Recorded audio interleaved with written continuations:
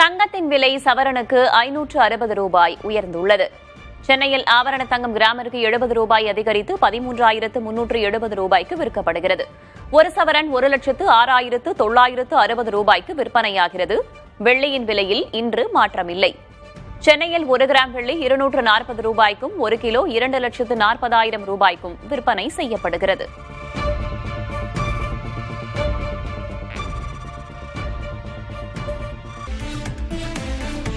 மாருதி நிறுவனம் நடப்பு நிதியாண்டில் 9 லட்சம் சிஎன்ஜி கார்களை விற்க திட்டமிட்டுள்ளது.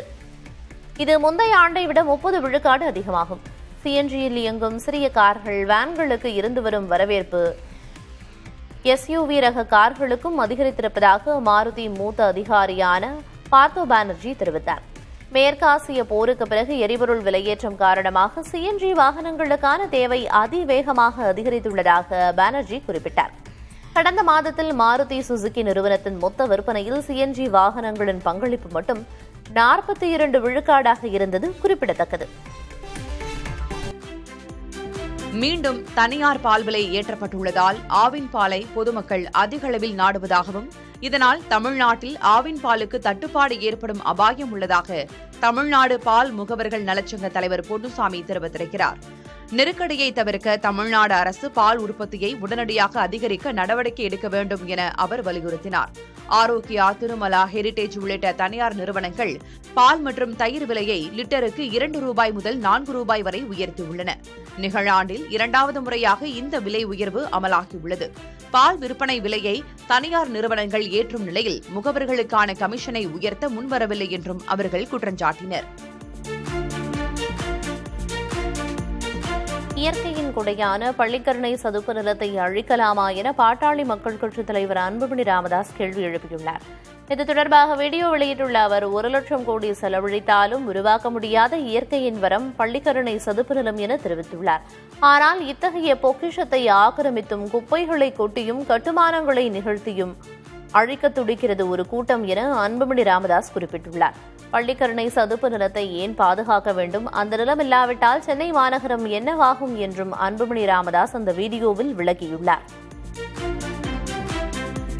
பள்ளிக்கரணை மார்ஷ்லேண்ட் சதுப்பு நிலம் எவ்வளவு தண்ணி வந்தாலும் எவ்வளவு வெள்ளம் வந்தாலும் அது வடிக்கிற இடம். 100 years பேக் வரைக்கும் பள்ளிக்கரணை சதுப்பு நிலம் கிட்டத்தட்ட ஒரு 15,000 ஏக்கர் பரப்பளவு. இன்னைக்கு வெறும் 2,500 2,700 ஏக்கர் தான் இருக்கு. இந்த 2,500 ஏக்கரையும் அழிக்க பார்த்துட்டு இருக்கிறாங்க. மிகப்பெரிய ஒரு சூழ்ச்சி நடக்குது இது கெடுக்கிறதுக்கு. இந்தியாவில் உள்ள அத்துணை வெட்லேண்ட்ஸும் நோட்டிஃபை பண்ணணும். நோட்டிபிகேஷன் எப்படின்னா GIS மேப்பிங் பண்ணி பார்டர்ஸ் ஏர்மார்க் பண்ணி வரதுக்காவா இன்லெட் எப்படி வருது, எங்க இருந்து வருது, எப்படி வருது எல்லாமே போட்டு ஒரு நோட்டிஃபை பண்ணிட்டோம்னா இதுக்குள்ள யாரும் குப்பை கொட்ட முடியாது, சூவேஜ் இதுக்குள்ள விட முடியாது, ஆக்கிரமிப்பு என்க்ரோச்மெண்ட் பண்ண முடியாது, இதுக்குள்ள பில்டிங் எல்லாம் கட்ட முடியாது. The government notifies the entire Pallikaranai marshland and to save this for the future generations to come.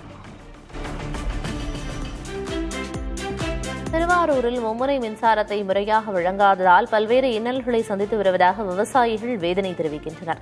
மாவட்டம் முழுவதும் கடும் வறட்சியை எதிர்கொண்டுள்ள விவசாயிகள் ஆழ்குழாய் கிணறுகள் மூலம் குறுவை சாகுபடியை காப்பாற்றி வருகின்றனர்.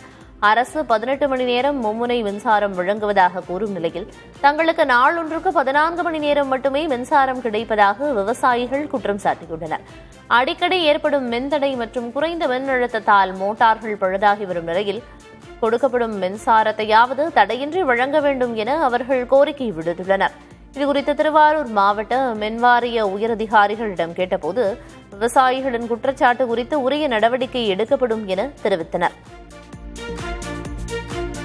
தண்ணி 12 மணி நேரங்கிறிய 18 மணி நேரங்கிறிய 14 மணி நேரமே ஒழுங்காக வர மாட்டேங்குது. கரண்டு ஆற்றுலையும் தண்ணி வரல. விவசாயம் ரொம்ப நாங்கள் கஷ்டப்பட்டு ராதூக்கம் முடிச்சு பாதூக்கம் முடிச்சு இதை நம்பி இருக்கிறோம். ஒன்றும் எங்களுக்கு வரல. மழையும் பெய்யலை. கரண்ட்டு 14 மணி நேரம் தான் வருது. வோல்டேஜும் கம்மியாக வருது. மோட்டரும் ஒழுங்காக எடுக்க மாட்டேங்குது. நாங்கள் மோட்ரு வச்சுருந்தாங்க தான் குருவை நடுறோம். அதுவும் கரண்ட்டு வோல்டேஜும் கம்மியாக இருக்குது. இது மோட்ரு ரொம்ப லோ வோல்டேஜ்னால கெட்டுமிருது. இதனால் உரிய நிவாரணம் கொடுக்கணும். இந்த கரண்ட்டை கொஞ்சம் ஒழுங்குமுறைப்படுத்தி கொடுத்தா விவசாயிகள்லாம் நலம் பெறுவாங்க.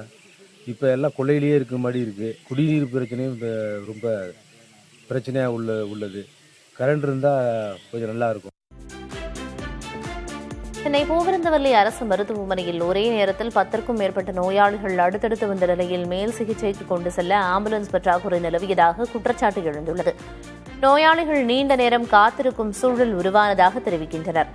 சிலர் தனியார் ஆம்புலன்ஸ் மூலம் மாற்று மருத்துவமனைக்கு சென்ற நிலையில் அவசர தேவைகளுக்கு அருகில் உள்ள பகுதிகளில் ஆம்புலன்ஸ்களை மாற்று ஏற்பாடாக நிறுத்தி வைக்க வேண்டும் என கோரிக்கை எழுந்துள்ளது. ராமேஸ்வரம் ராமநாத சுவாமி கோயிலின் 21 தீர்த்த கிணறுகள் பகுதியில் சேதமடைந்த தரைத்தளம் மற்றும் அடைபட்ட நீர்வழிகளால் பக்தர்கள் கடும் அவதிக்குள்ளாகி வருகின்றனர். கடந்த 6 மாதங்களாக மராமத்து பணிகள் தொய்வாக நடைபெறுவதால் வயதானோரும் குழந்தைகளும் காலில் காயமடைந்து பாதிக்கப்படுவதாக கூறுகின்றனர். இந்த நிலையில் இன்னும் 10 நாட்களில் அனைத்து சீரமைப்பு பணிகளும் முழுமையாக நிறைவடைந்து பக்தர்களுக்கு பாதுகாப்பான சூழல் ஏற்படுத்தப்படும் என அறநிலையத்துறை அதிகாரிகள் உறுதியளித்துள்ளனர்.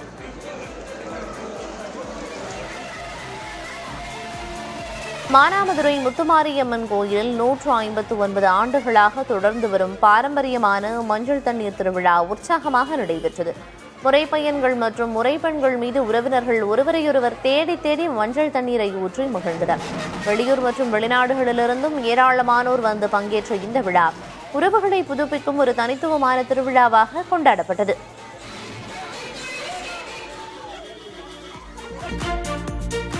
ஆண்டிப்பட்டி சுற்றுவட்டார பகுதிகளில் போதிய மழையின்றி நிலக்கடலை விளைச்சல் குறைந்த நிலையில் மார்க்கெட்டில் விலை உயர்ந்திருப்பதால் விவசாயிகள் மகிழ்ச்சியடைந்துள்ளனர். சொட்டு நீர் பாசனத்தை கொண்டு பயிரிடப்பட்ட நிலக்கடலை மதுரை, திருச்சி மற்றும் திண்டுக்கல் மார்க்கெட்டுகளுக்கு அனுப்பி வைக்கப்பட்டு வரும் நிலையில் குவிண்டாலுக்கு 6,300 ரூபாயாக இருந்த விலை தற்போது 7,000 ரூபாயாக உயர்ந்துள்ளது.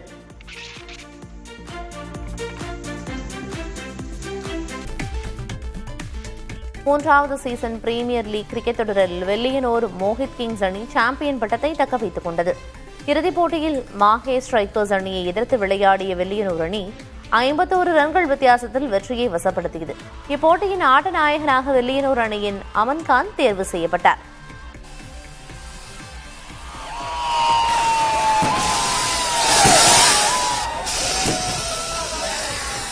திபெத் தன்னாட்சி பகுதியில் உள்ள நாக்சோ நகரில் கலாச்சார திருவிழா கோலாகலமாக தொடங்கியது. கலைஞர்களின் கண்கவர் பாரம்பரிய கலை நிகழ்ச்சிகளுடன் தொடங்கிய இத்திருவிழாவில் சுற்றுலா கண்காட்சிகள், வணிக பரிமாற்றங்கள் மற்றும் குதிரை போட்டி உள்ளிட்ட பல்வேறு நிகழ்ச்சிகளுக்கு ஏற்பாடு செய்யப்பட்டுள்ளன. 5 நாட்கள் நடைபெறும் இந்த திருவிழா மூலம் சுற்றுலா மேம்படுவதோடு பொருளாதாரமும் உயரும் என மக்கள் நம்பிக்கை தெரிவித்துள்ளனர். உளுந்தூர்பேட்டை அருகே பெய்த மழை காரணமாக திருவெண்ணைநல்லூர் செல்லும் சாலையில் 100 ஆண்டுகள் பழமையான மரம் வேரோடு சாய்ந்து விழுந்தது. இதனால் அப்பகுதியில் இருபுறமும் போக்குவரத்து துண்டிக்கப்பட்டு 2 கிலோமீட்டர் தூரத்திற்கு வாகனங்கள் நீண்ட வரிசையில் நின்றன. தகவல் அறிந்து வந்த காவல்துறையினர் மற்றும் தீயணைப்புத் துறையினர் மரத்தை அகற்றும் பணியில் ஈடுபட்ட நிலையில் மாற்றுப்பாதையில் வாகனங்கள் திருப்பிவிடப்பட்டன.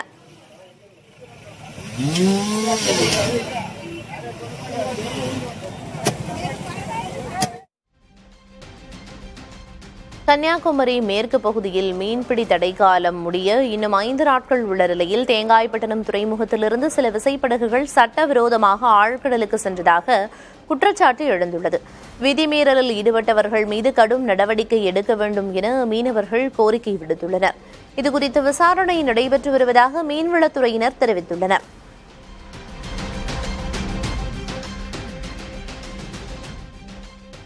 காரைக்குடி சுற்றுவட்டார கிராம மக்கள் தங்களது பாரம்பரியத்தை நிலைநாட்டும் வகையில் மாட்டு வண்டிகளில் சென்று குலதெய்வ வழிபாடு செய்து வருகின்றனர்.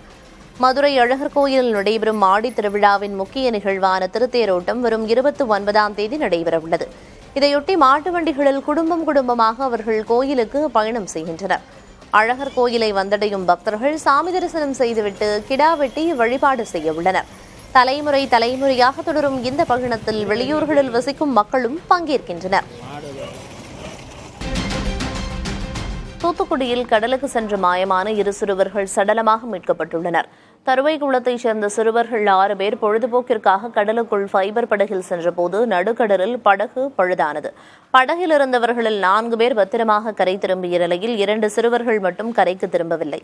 இந்த நிலையில் தேடுதல் வேட்டைக்கு பிறகு இருவரும் சடலமாக மீட்கப்பட்டனர்.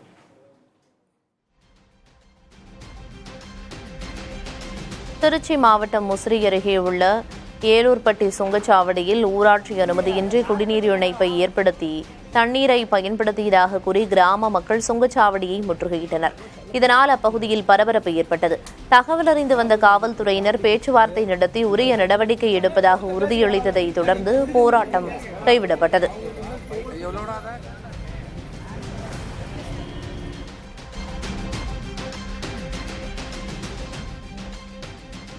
தேனி மாவட்டம் போடிநாயக்கனூர் அருகே 2 சிறுவர்களை கொலை செய்த இளைஞரை காவல்துறையினர் கைது செய்தனர். சகோதரர்கள் இருவர் காணாமல் போன நிலையில் 150 அடி ஆழ கிணற்றிலிருந்து அவர்களது உடல்கள் மீட்கப்பட்டன. சிறுவர்களின் தந்தையுடன் இருந்த முன்விரோதம் காரணமாக அவர்களை கிணற்றில் தள்ளிவிட்டுக் கொண்டது விசாரணையில் தெரியவந்துள்ளது. இதையடுத்து கேசவ் பாலாஜி என்பவரை காவல்துறையினர் கைது செய்து சிறையில் அடைத்தனர்.